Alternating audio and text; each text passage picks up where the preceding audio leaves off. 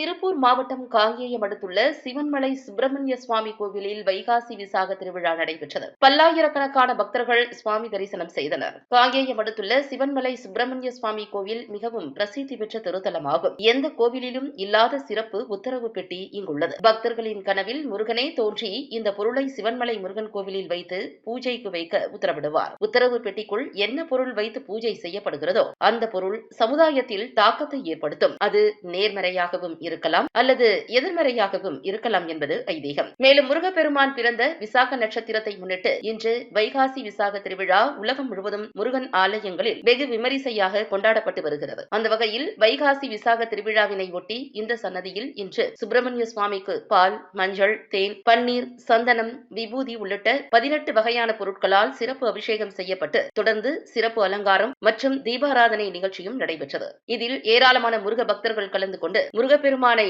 அரோகரா கோஷங்களை எழுப்பி வழிபட்டனர். சிறப்பு அபிஷேக ஏற்பாடுகளை இந்து அறநிலையத்துறை மற்றும் கோவில் சிவாச்சாரியார்கள் செய்திருந்தனர்.